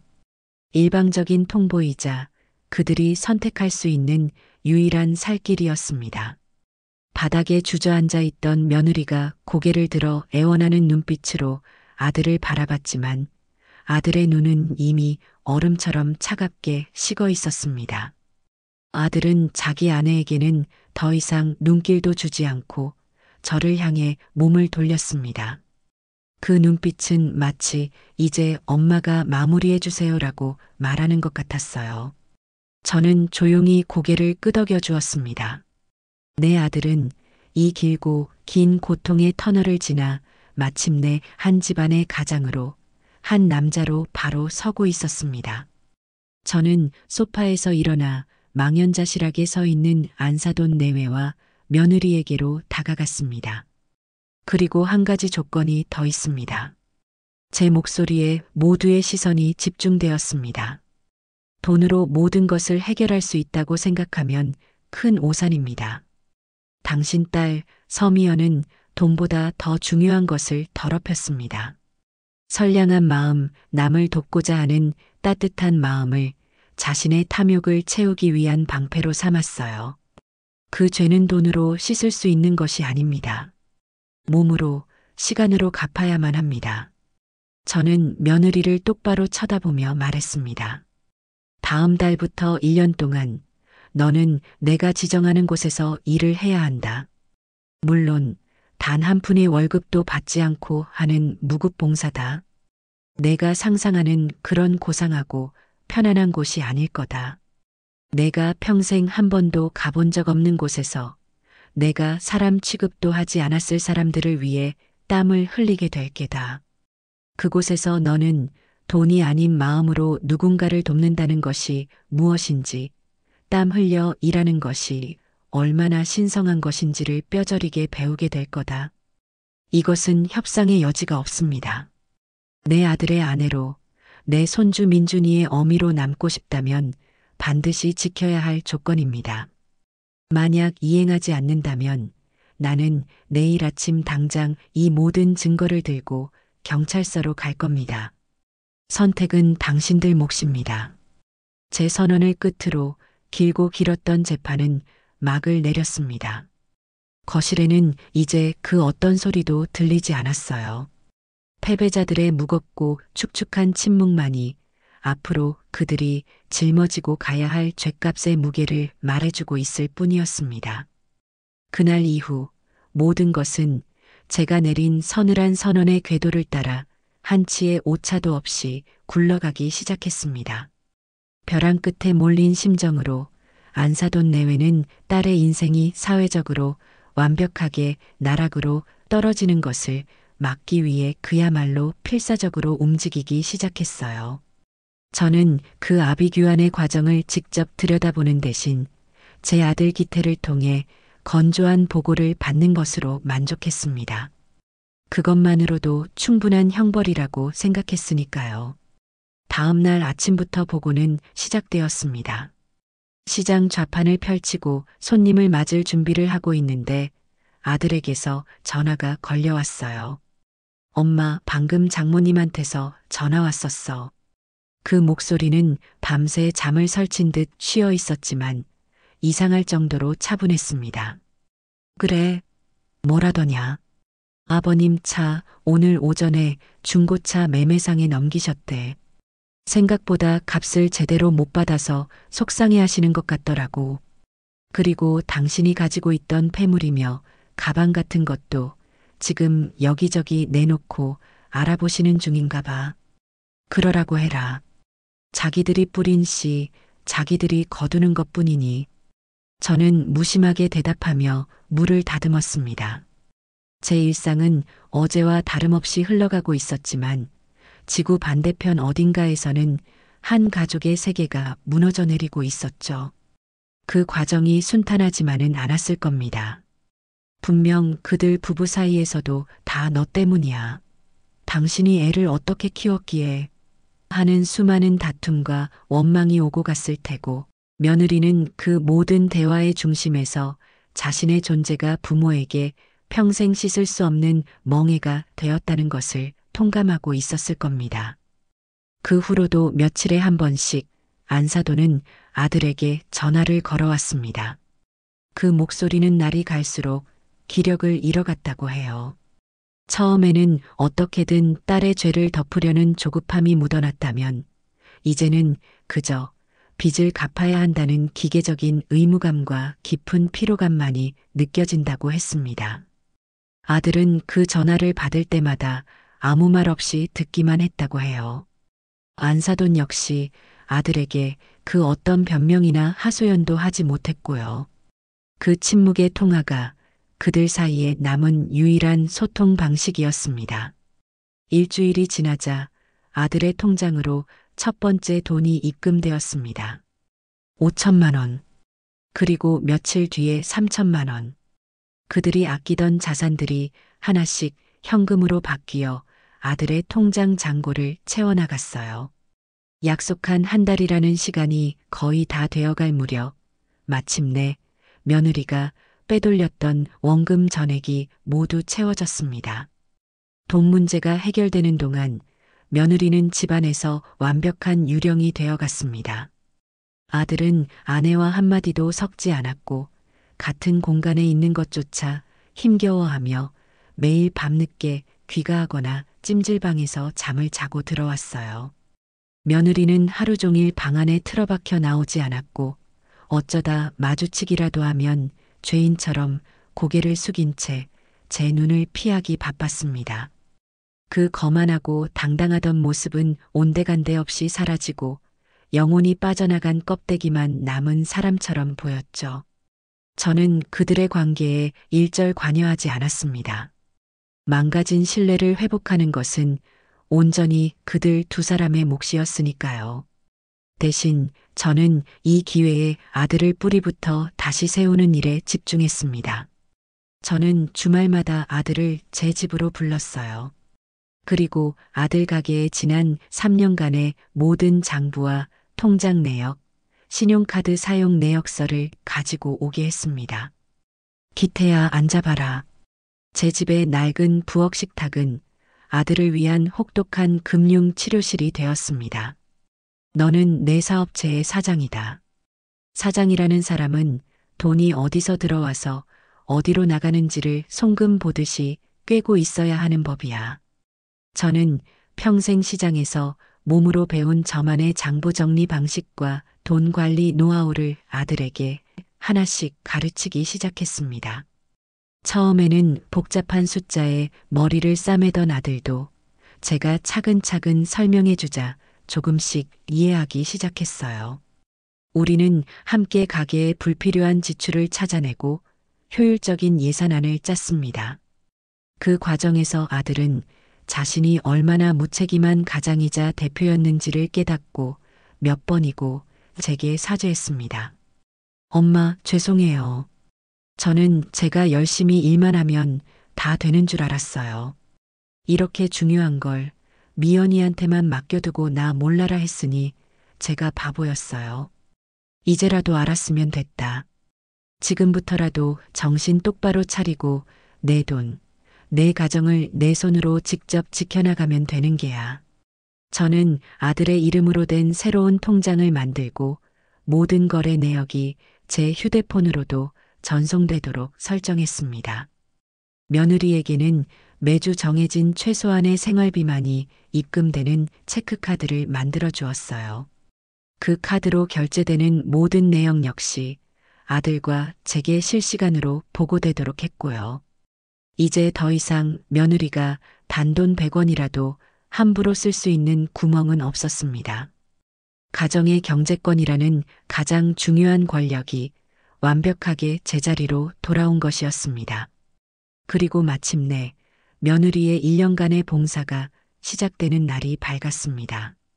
저는 아침 일찍 아들네 집으로 찾아갔어요. 며느리는 이미 외출 준비를 마친 채 저를 기다리고 있었습니다.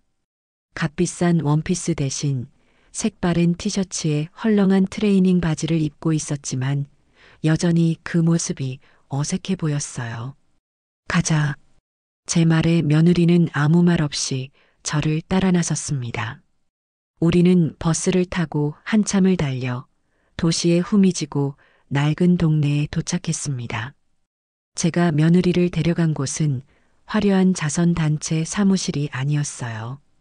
매일 수백 명의 노숙인과 독거노인들에게 무료로 식사를 제공하는 허름하고 낡은 사랑의 급식소였습니다. 급식소 안으로 들어서자 음식물 쓰레기와 사람들의 땀 냄새가 뒤섞인 후끈한 열기가 우리를 덮쳤습니다.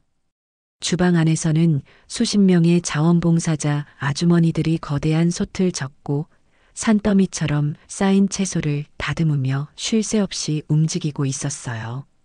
며느리는 그 압도적인 생존의 현장 앞에서 질렸다는 듯 저도 모르게 뒷걸음질 쳤습니다. 바로 그때 주방 안에서 호랑이처럼 기운 넘치는 목소리가 들려왔습니다. 순이 언니, 웬일이야? 급식소의 소장인 왕 언니였습니다. 시장에서부터 알고 지낸 저와는 의자매나 다름없는 사이였죠. 저는 왕 언니에게 다가가 며느리를 소개했습니다. 언니, 내 며느리야. 오늘부터 여기서 1년 동안 신세 좀 지기로 했어. 오메, 이게 누구야? 말로만 듣던 그 이쁜 며느님이네. 근데 얼굴이 왜 이리 반쪽이야? 왕 언니는 고무장갑을 낀 손으로 며느리의 손을 덥석 잡았습니다.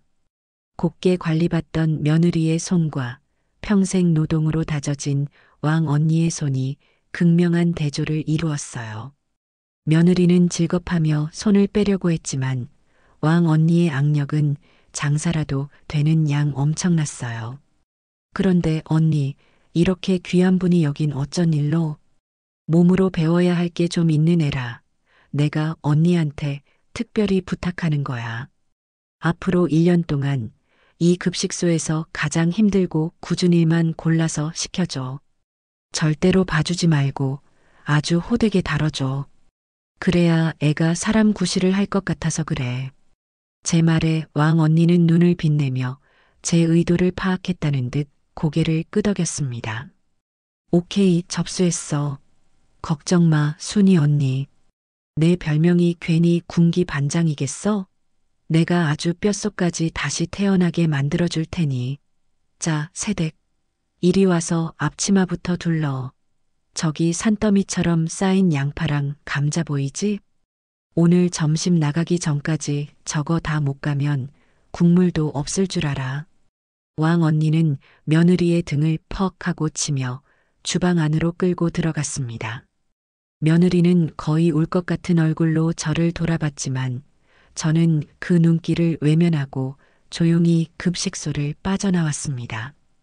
이제부터 시작될 1년이라는 시간은 며느리에게는 지옥과도 같은 시간이 될 것이었어요. 하지만 저는 믿었습니다. 그 지옥의 불길 속에서 재련되고 나서야 비로소 진짜 사람이 되어 나올 수 있을 거라고. 뜨거운 여름 햇살 아래 저는 조금은 가벼워진 마음으로 다시 시장을 향해 발걸음을 옮겼습니다. 시간은 참으로 정직하게 그리고 때로는 무심할 정도로 꾸준하게 흘러갔습니다. 며느리가 지옥의 문턱을 넘나들던 급식소에서의 생활을 시작한 지도 어느덧 1년이라는 세월이 꽉 찼어요. 그 사이 강산이 변하지는 않았지만 제 주변 사람들의 모습은 몰라볼 정도로 변해 있었습니다. 가장 큰 변화는 역시 아들 기태였습니다. 이 녀석은 이제 더 이상 제 앞에서 어리숙한 표정을 짓거나 아내의 눈치를 보는 물러터진 남자가 아니었어요. 매일 저녁 가게 일을 마치면 집에 돌아와 그날의 장부를 복기하고 다음 날의 계획을 세우는 것은 물론 틈틈이 경영 관련 서적까지 읽으며 스스로를 단련시키는 듬직한 사장이자 가장이 되어 있었죠. 저와의 강제 금융 수업은 아들에게 돈의 흐름을 읽는 눈을 뜨게 해주었고 그 눈으로 다시 보게 된 가게는 이전과 전혀 다른 가능성을 보여주었습니다. 불필요한 지출을 줄이고 새로운 거래처를 뚫는 등 아들은 자신의 사업을 스스로의 힘으로 일으켜 세우기 시작했어요. 가게의 매출은 조금씩 하지만 아주 단단하게 상승 곡선을 그리기 시작했습니다. 며느리 서미연에게는 그야말로 인고의 시간이었습니다. 처음 몇 달간은 거의 매일 밤 아들에게 전화가 걸려왔다고 해요. 왕 언니에게서 온 전화였죠. 기태 아범, 오늘 자네 마누라가 감자 깎다가 손가락 베어서 피 철철 났어. 오늘은 설거지하다가 그릇 깨먹어서 내가 욕을 바가지로 해줬네. 하는 식의 보고 전화였습니다. 저는 그 말을 전해 들으면서도 눈 하나 깜짝하지 않았어요. 오히려 왕 언니에게 전화를 걸어 언니 더 독하게 굴려. 그 정도로는 어림도 없어. 라고 말할 뿐이었죠. 한 번은 아들이 조심스럽게 제게 묻기도 했습니다. 엄마 미연이 저러다 정말 쓰러지는 거 아닐까? 사람은 그렇게 쉽게 쓰러지지 않는다. 특히 죗값을 치러야 할 사람은 더더욱 그렇다. 내 아내는 지금 자기 몸으로 자기가 저지른 짓의 무게를 배우고 있는 중이야.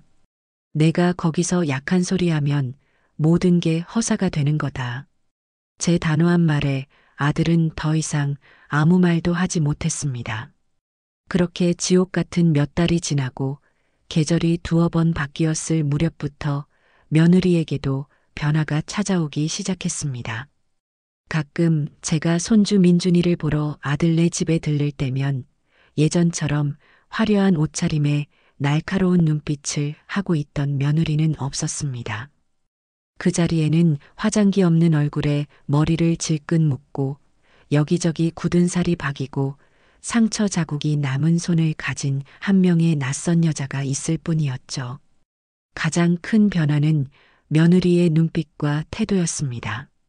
오만과 탐욕, 경멸로 가득 차 있던 그 눈빛은 사라지고 그 자리에는 깊은 피로감과 함께 어떤 종류의 체념, 가리고 아주 희미한 온기가 자리 잡고 있었어요.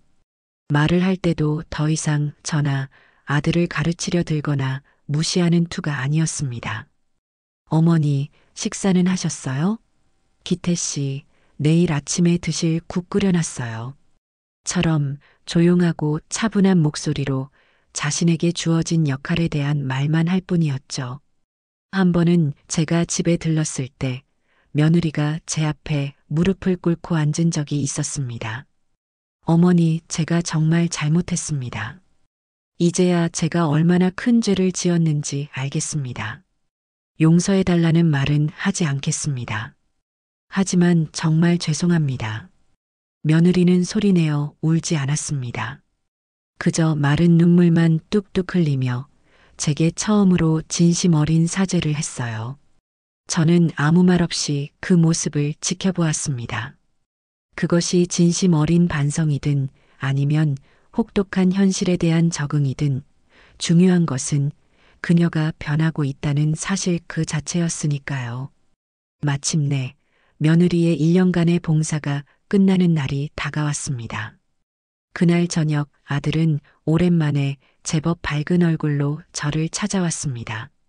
그 손에는 묵직한 서류 봉투가 하나 들려 있었어요. 엄마, 이거요. 봉투 안에는 5만 원권 돈다발이 꽤 두툼하게 들어 있었습니다. 이게 다 뭐냐? 그동안 가게에서 아끼고 또 수익이 늘어서 모은 돈이에요. 1년 동안 꼬박 모았어요. 이걸로 진짜 좋은 일 한번 하고 싶어서요. 아들의 말에 저는 그 아이가 무엇을 생각하고 있는지 단번에 알 수 있었습니다. 며느리가 더럽혔던 그 선행이라는 이름의 가치를 이제는 우리 가족의 힘으로 바로 세우고 싶었던 것이죠. 다음 날 저는 아들과 며느리 그리고 손주 민준이까지 모두 데리고 서울의 한 대형 병원으로 향했습니다. 그곳은 국내에서 가장 큰 어린이 병원과 희귀병 아동 지원 재단이 있는 곳이었어요. 우리는 미리 연락을 해둔 재단 사무실로 찾아갔습니다. 말끔한 정장을 차려입은 재단 이사장이 우리를 반갑게 맞아주었어요. 먼 길 와주셔서 감사합니다. 이렇게 귀한 뜻을 전해주신다고 하니 저희가 몸 둘 바를 모르겠습니다. 아들은 준비해온 봉투를 테이블 위에 올려놓았습니다. 이사장의 눈이 반짝였어요. 그런데 아들은 그 봉투를 직접 건네지 않고 잠시 망설이다가 옆에 서 있던 며느리의 손에 봉투를 쥐어주었습니다. 너가 해.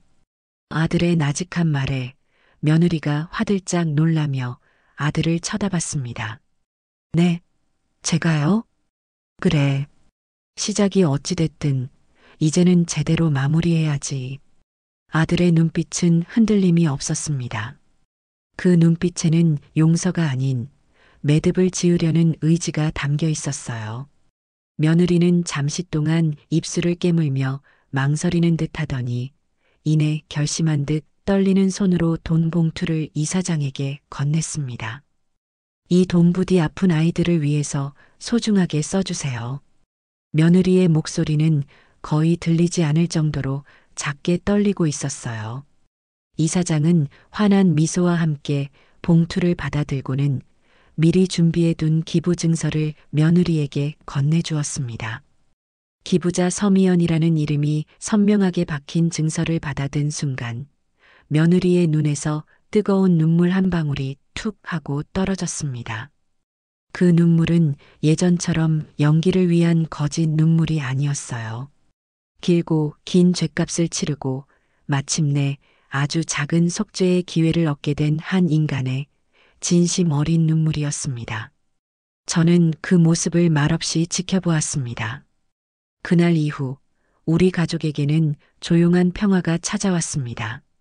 물론 한번 깨진 신뢰가 예전처럼 완벽하게 붙을 수는 없었겠죠.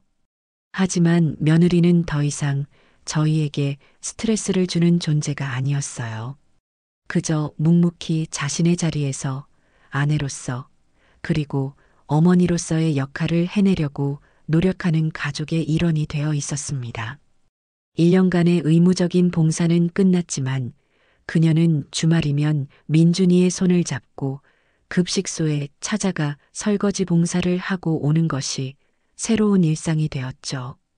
어느 맑은 가을날 저녁이었습니다. 저는 홀로 거실에 앉아 향긋한 국화차를 마시고 있었어요. 제 거실에 가장 잘 보이는 선반 위에는 그날 병원에서 받아온 기부 증서가 작은 액자에 담겨 놓여 있었습니다. 그때 아들에게서 전화가 걸려왔어요. 엄마, 저녁 식사는 하셨어? 그럼. 이제 막차 한 잔 마시고 있다. 다름이 아니라 민준이가 이번에 학교에서 받아쓰기 100점 맞았다고 자랑하고 싶다네. 그리고 미연이가 엄마 드시라고 반찬 좀 만들었는데 주말에 가지러 오실 수 있냐고 물어봐 달래? 수화기 너머로 들려오는 아들의 목소리는 더없이 편안하고 행복해 보였습니다. 그 뒤편에서는 민준이의 제잘거리는 소리와 주방에서 달그락거리는 며느리의 기척이 희미하게 들려왔어요. 그것은 너무나도 평범해서 오히려 비현실적으로 느껴지는 평화로운 가족의 소리였습니다. 알았다. 주말에 들르마. 전화를 끊고 저는 조용히 찻잔을 내려놓았습니다. 길고 긴 시간이었습니다. 누군가는 저더러 너무 모질고 독하다고 할지도 모르겠습니다. 하지만 저는 후회하지 않아요. 가족을 지키기 위해서 저는 기꺼이 악역이 되어야만 했습니다. 그 모든 풍파가 지나간 지금 제게 남은 것은 값비싼 보석이나 통장의 돈이 아니었어요. 바로 지금 이 순간 제가 누리고 있는 이 고요하고 단단한 평화. 그것이야말로 제가 그 모든 시간을 견뎌내고 얻어낸 가장 값진 결실이었습니다. 창밖으로 지는 저녁 노을을 바라보며 저는 그 평화의 무게를 가만히 느끼고 있습니다.